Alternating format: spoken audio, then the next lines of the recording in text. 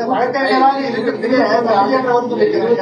காலம் வந்து கேபால் வந்து பல வழக்குகளை பாமக தொடர்ந்திருக்காரு, பல வழக்குகளை வெற்றிகளையும் பெற்றுக் கொண்டிருக்காரு. அவரை மாற்றுறதுக்கான அவசியம் இல்லை. இதுக்கு முன்னாலேயும் பாட்டாளி மக்கள் கட்சிக்கு இந்த வழக்கறிஞர் சமூக நீதி பேரும் இருந்தாங்க. அவங்க இவரை விட திறமையானவர்கள். ஆனா இப்ப நம்ம கட்சி இல்லை, வேற கட்சி போயிட்டாங்க. ஆனா இன்னைக்கு என் மேல பாசமா இருக்காங்க. ஒரே விஷயம், தொடர்ந்து இருக்கிற ஒரு மாசத்தோட குழப்பம் ஐயா தெளிவா என்ன சொல்றீங்க? அன்புமணிக்கும் உங்க தொண்டர்களுக்கும் சொல்ல வேண்டிய கருத்து, 2026 அப்புறம் உனக்கு அந்த பதவி கொடுக்குறப்பா ஐயா என்ன சொல்லுவாரு? பூர்வே சொன்னீங்கன்னா நீங்க சொல்ற மாதிரியே இந்த தேர்தல் முடிந்த பிறகு எல்லாமே அவர் மாறி போயிட்டோம். அது வரைக்கும் நீங்க தான் தலைவர்னு சொல்றீங்க. அது வரைக்கும் நான் தான் தலைவர். அதாவது இதை நிறுவிய நான் ஒரு தலைவர் பதவி தான். வேற நான் கூட்டணி சேர்ந்து கூட்டணி மந்திரி சபையில போய் மந்திரி அந்த சீட்டு அந்த மாதிரி எப்பொழுதும் எந்த காலத்திலையும் சத்தியமா அமைச்சர் பதவிக்கு அரசியல் அந்த மாதிரி இதுக்கும் நான் போக மாட்டேன். தலைவர் பதவி ஏன்னா அது இவருடைய நடத்தினால, அதாவது நிர்வாக குழு கூட்டத்தை கூட்டினேன். அந்த நிர்வாக குழு கூட்டத்தில் பகிரங்கமாக சொன்னேன். ஒருவர் லேசாக இவரை விமர்சித்தார். 19 பேர் மொத்தம் நிர்வாக குழு. ஒருவர் இவரை லேசாக விமர்சித்தார். அது நல்ல விமர்சனம். அப்பொழுது அவர் பாய்ந்தார். அவர் துப்பாக்கி இருந்தால் சுட்டிருப்பார் அவரை அந்த அளவு பாய்ந்தார். அப்புறம் மற்றவங்களாம் கருத்து சொன்ன ஒண்ணு இல்லைட்டாங்க, பயந்து எல்லாம் யாரும். அதோடு இந்த நிர்வாக குழு உறுப்பினர்கள் நான் சொல்லி நீ இப்படி சொல்லு இப்படி பேசு அப்படின்னு நான் சொல்லி கூட வந்திருக்காங்கன்னு அதை வேற சொன்னார். அப்பதான் நான் சொன்னேன், நம்முடைய தலைவருக்கு தலைமை பண்புகள் இல்லை, லீடர்ஷிப் குவாலிட்டிஸ் என்று சொல்லுவார்கள், அது இல்லை என்று பகிரங்கமாக சொன்னேன். அந்த நிர்வாக குழு உறுப்பினர் தேர்தலில் சொல்லுவார்கள். அதனால அதுவும் ஒரு காரணம். யாரிடமும் தொலைபேசியில் பேச மாட்டார், பார்க்க முடியாது. இப்பதான் கூவி அழைக்கிறார், வாங்க பிரியாணி சாப்பிட்டு போங்க, ஆமா களைப்பா கிடைங்க, தண்ணி குடிங்க, ஒரு போன் நம்பர் உங்களுக்கு கொடுக்குறேன், அந்த போன் நம்பர்ல என்னோட கதையுங்கள். ஐயா, உங்க கூட இருக்கிற அன்பழகன் பணம் வாங்கிட்டு தான் மாவட்ட செயலாளர் புதிய நிர்வாகிகள் போடுறாங்கன்னு அன்பழகன் மீதையும் ஜிகே மணி மீது கடுமையான குற்றச்சாட்டு வச்சிருக்காங்க. அது உண்மைதானா?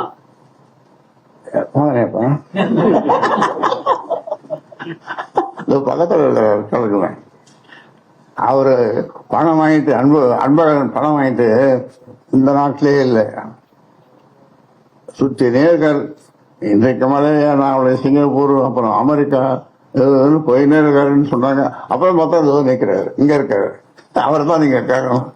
அதாவது இனி அன்புமணி ராமதாசுடன் பேச்சுவார்த்தை இருக்குமா இருக்காதா, என்ன பதில் அவர்கிட்ட? அதாவது ஒரே தீர்வு தம்பி, நான் செயல் தலைவராக இரு என்று என்னுடைய அப்பா சொன்னார்.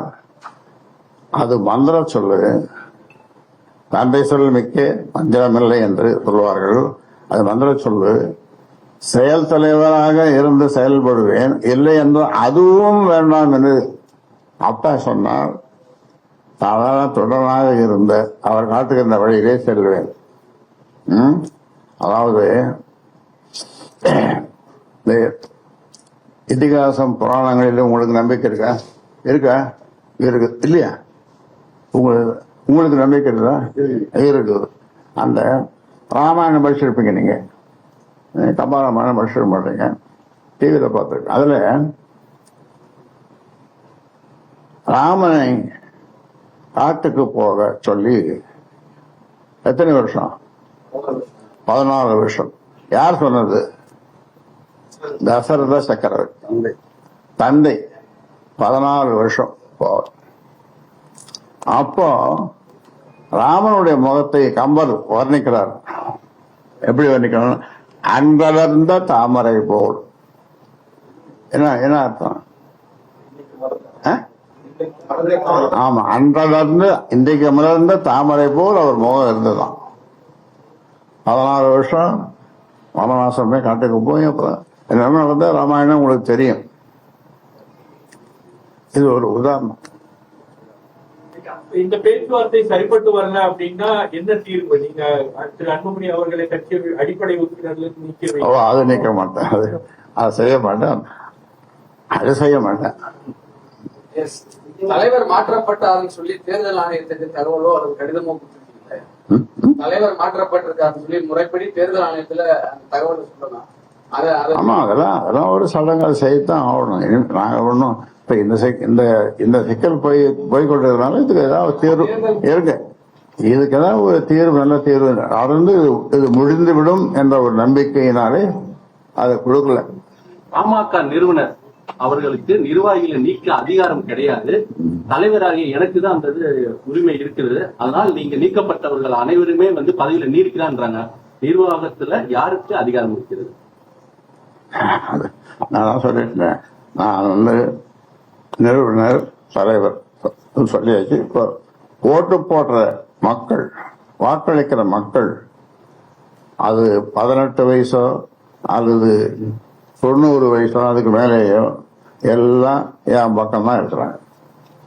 எல்லோரும் நீங்க எங்கேயாவது போய் கேட்டு பாருங்க. ஒரு கிராமத்துக்குள்ள போய் இதை சொல்லி பாருங்க. அதனால எனக்கு ஒன்றும் பிரச்சனை இல்லை. எனக்கு மக்கள் தான் முக்கியம், நாடு தான் முக்கியம். நாட்டு மக்களுக்காக பாட்டாளி மக்கள் கட்சி ஒரு சாதிக்கான கட்சி இல்லை. தமிழ்நாட்டில் இருக்கிற 324 சாதிக்கு 324 சாதிகள் சமநிலையோடு இருக்க வேண்டும், சமூக நீதி பெற வேண்டும், கல்வி பெற வேண்டும், பொருளாதாரத்தில் சிறந்து விளங்க வேண்டும் என்று அந்த மக்களுக்காக 324 சமூக மக்களுக்காக பாடுபட்டு வருகிறவன் இந்த ராமதாஸ். அதிமுக பேச்சுவார்த்தை கூட இந்த மாதிரி பிரச்சனை நடக்கும் போது திரு குருமூர்த்தி அவர்கள் தான் போனாரு. அந்த கட்சி நாடா உடைஞ்சிருச்சு. இப்ப அந்த மாதிரி ஒரு சூழல் பாமகவுக்கு வந்துருமோ அப்படின்ற பயம் உங்கள் தொண்டர்கள் மத்தியில இருக்கு, மக்கள் மத்தியிலும் இருக்கு. உங்களுடைய நல்லெண்ணம் என்ன சொல்லுங்க பார்ப்போம். நல்ல கேள்வி. அவர் பதில் சொல்லுவாரு. உங்ககிட்ட கேட்கற நல்ல கேள்வி என்ன? 10.5% சம்பந்தமாக அன்புமணி ராமதாஸ் கிட்ட நீங்க தொலைபேசியில் பேசிருக்கீங்க. அப்பொழுது அடுத்ததாக அவர் பேசியிருக்காரு. இதுக்கு உங்களுடைய கருத்து என்ன? அதுக்காக ஆகணும். அதுக்காக என்கிட்ட நான் போய் தான் 1/2 மணி நேரத்துக்கு மேல கோட்டையெல்லாம் ஒரு வகுப்பே நடத்தினேன். நம்முடைய தமிழக முதல்வர் எதிர மற்ற 6-7 அமைச்சர்கள், ஒரு 10 செக்ரட்டரிஸ், செயலாளர்கள் எல்லாம் உட்கார்ந்து இருக்க நான் ஒரு வகுப்பே நடத்தினேன். சமூக நீதி பற்றியும் சாதிவாரி கணக்கெடுப்பு பற்றியும் அதே மாதிரி 10.5 பற்றியும். இப்போ இந்த கூட்டணி பேச்சுவார்த்தை இந்த விஷயங்கள் தான் இப்ப தொடங்கிறோம். இப்ப இந்த பிரச்சனை இருக்கிறதுனால யார்கிட்ட பேசுறது அப்படின்ற ஒரு குழப்பம் கூட்டணி கட்சி உங்களை அணுகக்கூடிய தலைவர்களுக்கு இருக்கும். யார்கிட்ட பேசுறது? பாமக பாட்டாளி மக்கள் கட்சியோடு கூட்டணி வைத்துக் கொள்ள வேண்டும் என்று விரும்புகின்ற கட்சிகள், அவர்களுக்கு தெரியும் நல்லது கெட்டது எல்லாம் தெரியும். அதனால அவர்கள் முடிவு செய்வார்கள். பாமக பொதுக்குழு நடந்து 3 வருடத்துல பதவிக்காலம் நீடிக்கிறோம். அப்படி பார்க்கும்போது பாமக பொதுக்குழுல தேர்ந்தெடுக்கப்பட்ட பதவி இல்ல, இன்னும் 3 வருஷம் அவருடைய பதவி முடிஞ்சிடுது. ஒரு தலைவர் என்பது 3 வருஷம் தான், அது முடிஞ்சிடுது. மறுபடியும் ஒரு பொதுக்குழு கூடி தேர்ந்தெடுக்கும். தலைவர் அன்புமணி இப்ப காப்பன் தான் இருக்காரு. அந்த பொதுக்குழு பதவிக்காலம் முடிந்த பிறகு தலைவர் பதவின்றது இப்ப காப்பந்துல தான் இருக்காரு. மறுபடியும் ஒரு பொதுக்குழு கூட்டணும், கூட்டி அது முடியும்.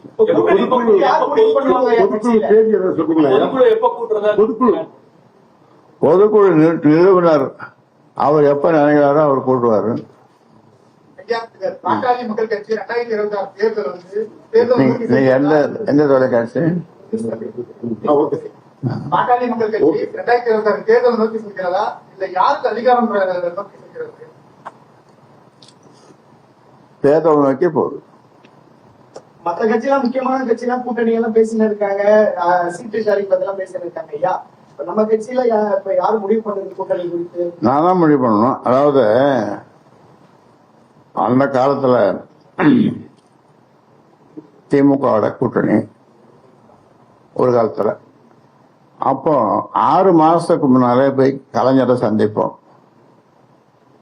தொகுதி உடன்போடு அவரு கையெழுத்து போட நானும் கையெழுத்து, எனக்கு ஒரு தாள் கொடுப்பாரு. கீழே பத்திரிகையாளர் இருப்பாங்க. நான் என்ன பேசுறீங்க? நாங்க ஒன்றும் பேசல, சும்மா அவரை பார்க்கறதுக்காக வந்தான்னு சொல்லுவோம். ஆனா அப்போ கையெழுத்து போட்டுருவோம். 6 மாசத்துக்கு முன்னாலேயே கையெழுத்து போட்டுருவோம். அதன் பிறகுதான் அதை வெளியிடுவோம். அந்த தேர்தலில் ஒரு வருஷம் தேர்தல் 6 MP தொகுதியில போட்டிக்கிட்டோம். கூட்டணியில 6 MP தொகுதியில போட்டிக்கிட்டோம்.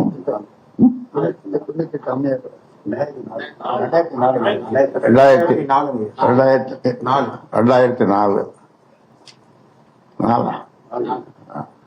அப்போ 6 தொகுதியில போட்டிருந்தோம். ஒருவர் வாய்ஸ்லாம் வேற கொடுத்தாரு. 6 தொகுதியும் ஒரு ராஜ்யசபா எம்பியும் ஜெயிச்சிட்டோம். எல்லாமே 100 விழுக்காட்டுக்கு மேல.